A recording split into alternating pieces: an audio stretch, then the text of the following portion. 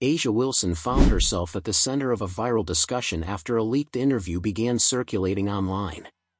In the clip, she reportedly speaks about the criticism and physical play surrounding Caitlin Clark while also mentioning Angel Reese. The conversation quickly sparked debate across social media, with fans arguing over what was actually meant and whether the comments were being taken out of context. This isn't the first time people have linked Wilson's remarks to Clark, which is why the latest clip has drawn so much attention. Happens all the time in the men's game. Right. It happens still a lot in your guys' game, but it was made such a big deal on that stage. What was your guys' take as pros? I was laughing. Every day. It's a part of the Shit game. happen every day, B. I was like, if we're overreacting at this, good lord. Crazy. Where's our game We going? say worse things to white boys playing basketball when we play. 100%. Particularly. Most fans believe this rivalry started when Caitlin Clark entered the WNBA, but it actually goes back to her college days. Long before they were in the same league, A'ja Wilson publicly commented on Clark's college career during a 2024 interview.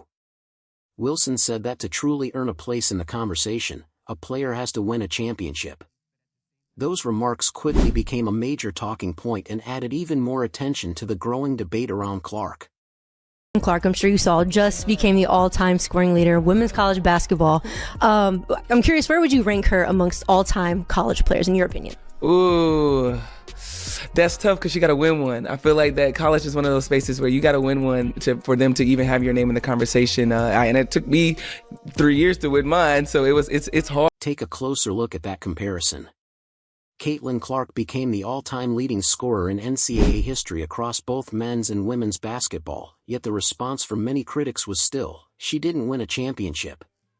A'ja Wilson, on the other hand, won her title at South Carolina, a program known for bringing in top recruiting classes every year. Clark led Iowa, a school that hadn't reached that level in decades, to back-to-back national championship games, largely carrying the team throughout the tournament. Many fans felt those two situations weren't the same, and the comparison wasn't fair. The timing also caught attention because those comments came just as Clark's popularity was reaching a new level across the country. Then came another moment that sparked even more debate during the Final Four, when Wilson suggested that part of the attention Clark received was connected to privilege, a comment that quickly spread and became one of the most discussed topics in women's basketball. Us as black women, Paige reminds me a lot of you. Like, it's not really about me. And she knows how her privilege has gotten her to that point. And also, like, she's good at basketball, but like, she understands her privilege. It's like what pushes her over the top in a sense. It reminds me a lot of you. And I mean, that's a compliment. This isn't surprising, since she already said Caitlin Clark was only popular because she's white. First of all, why are you immediately looking at someone based on their race or level of privilege? Why not look at someone's skill set or their character? The conversation didn't end there. In another interview, A'ja Wilson said she believed race played a major role in the attention Caitlin Clark was receiving, a comment that quickly sparked debate. At the same time, Clark was selling out arenas, setting TV ratings records, and generating an estimated $82 million economic impact for Iowa, leading many fans to argue that her popularity came from her performances on the court. Other respected voices around the game, including Kelsey Plum, Sabrina Ionescu, and Rebecca Lobo, praised Clark's impact instead of questioning it. As those older interviews resurfaced, many fans began connecting Wilson's past comments with her newer ones, keeping the discussion alive. The debate only grew after Clark signed a record 8-year, $28 million Nike deal. Even though Wilson already had her own signature shoe in development, her posts about feeling overlooked led to even more comparisons between the two stars and added another chapter to the ongoing conversation. Kept thinking the best player in the league should have her own shoe, not just about shoes. You think? Yes. Right? I want to get your thoughts on that. Because you don't need my thoughts. You already know my thoughts. But that's how young kids, you know, when you're a fan of LeBron, you're a fan of A'ja. I'd love to get your thoughts on that.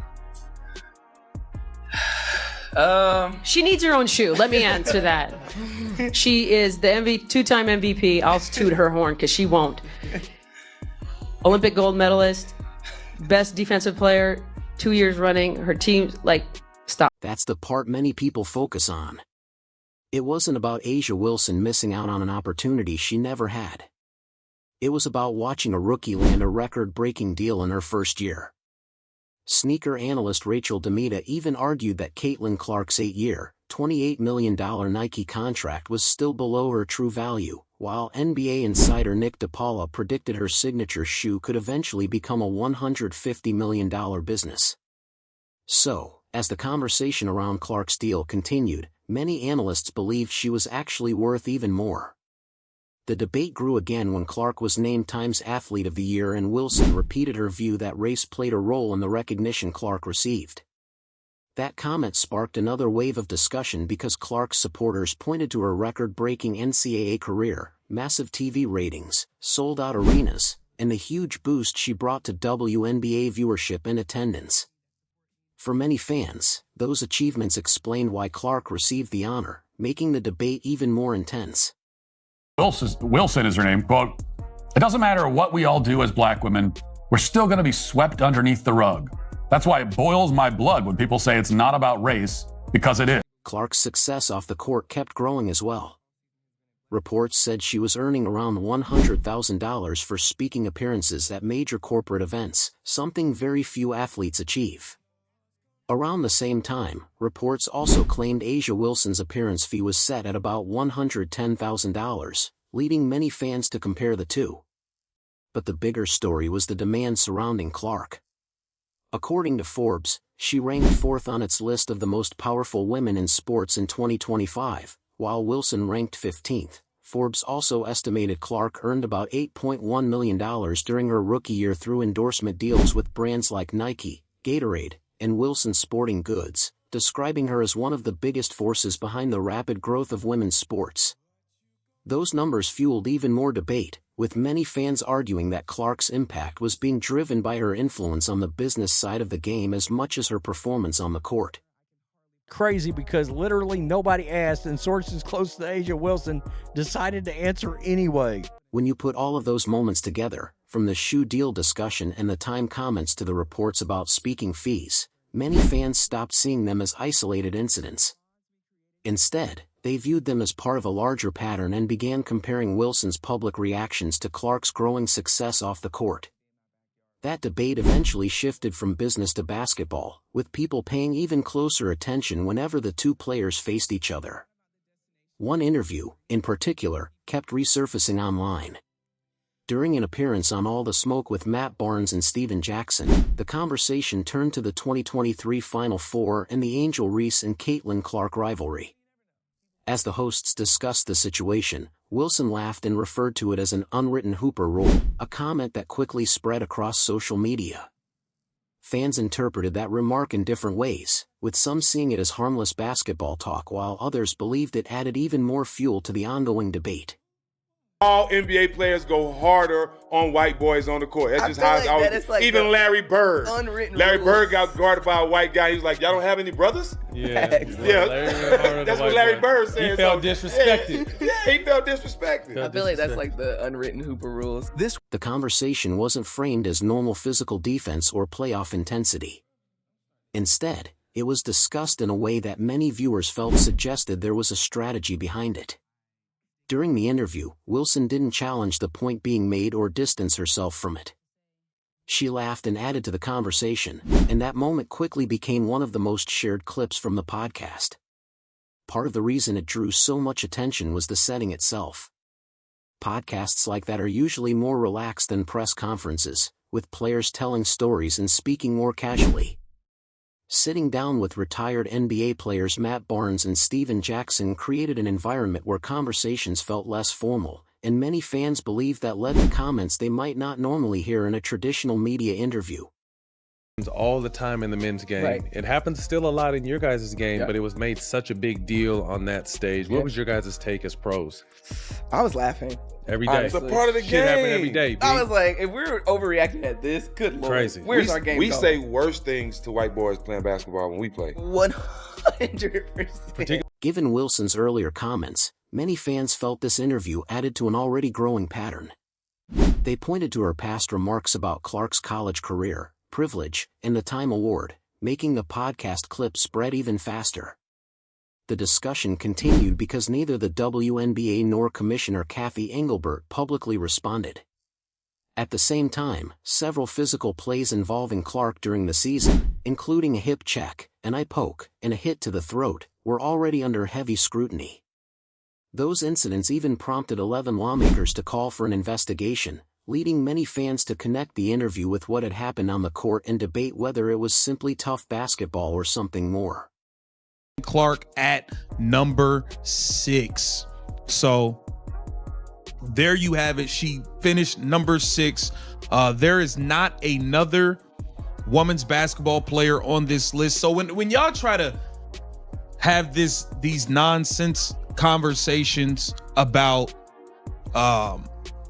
who's the face of women's basketball, I mean, come on. It's not rocket science.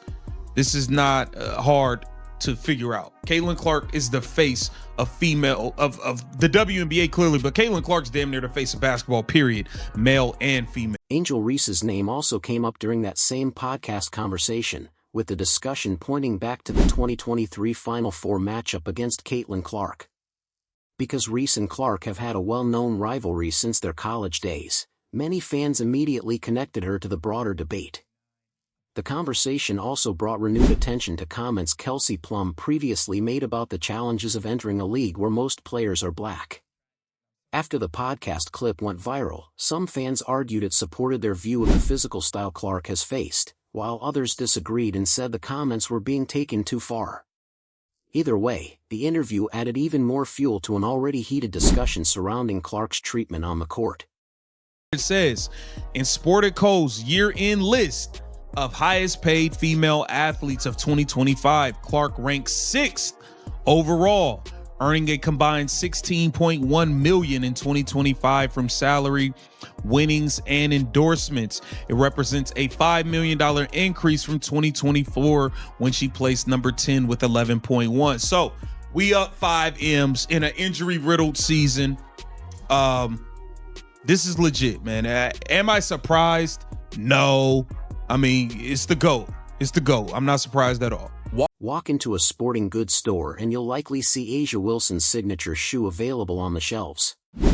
Then look at Nike's social media, and the attention shifts straight to Caitlin Clark's upcoming release.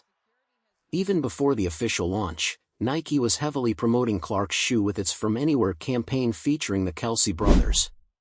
During a June 18th game against the Atlanta Dream, Clark warmed up in a never-before-seen blue colorway, and fans immediately pulled out their phones to record it. Those clips spread across social media before tip-off without any paid promotion. It was the kind of excitement brands spend millions trying to create, but in Clark's case, it happened naturally. Had the reaction at the time, the delayed not denied post from A'ja Wilson, and then A'ja's shoe comes out and so on and so forth, and that was a big rollout, and there was speculation that Nike was worried about stepping on toes or offending anybody by launching CeCe's shoe ahead of everybody else, even though she got the big deal and is the most popular and all that, but it's coming. Now compare that to Wilson's shoe launch. It followed a standard rollout with ads, social media posts, and a typical release before the buzz slowed down. Clark's launch, however, created excitement long before the shoe even reached stores. Sneaker analyst Nick DiPaola predicted her signature line could become one of basketball's biggest brands and eventually grow into a $150 million business. The hype wasn't just coming from fans either.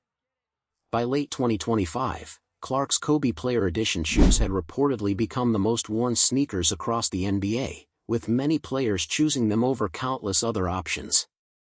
That's the kind of attention no marketing campaign can guarantee.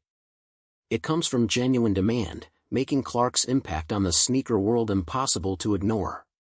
But it's coming. And I think what it really means is, number one, Nike is going all in on Caitlin Clark after a while, after a little bit of a dormant period.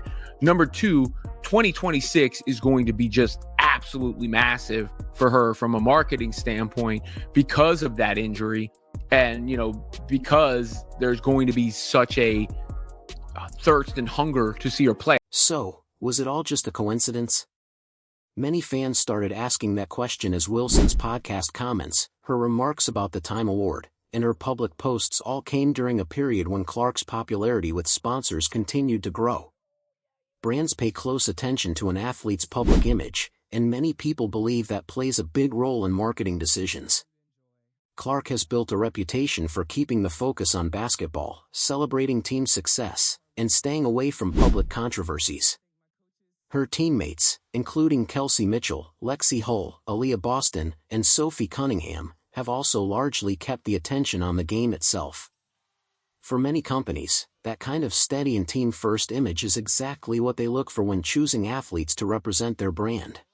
It's one of them ones that's going to set the market on fire and really help Nike's stock, I believe. And whatever the reason for the delay, some of it could just be the production and how long it takes to put all these things together. When Wilson later posted about feeling overlooked after Nike shifted more attention toward Clark, many fans saw it as a reaction to the changing spotlight. Online, people compared that post with the growing excitement around Clark's upcoming shoe release, arguing that the contrast spoke for itself. Some viewed Wilson's slower sales as a marketing challenge, while others believed Clark's massive popularity had simply raised expectations to a different level. In the end, the debate became about more than basketball. It turned into a conversation about business, branding, and how quickly the balance of attention in the WNBA had changed. With Clark's shoe creating huge anticipation before its release, the comparisons weren't going away anytime soon.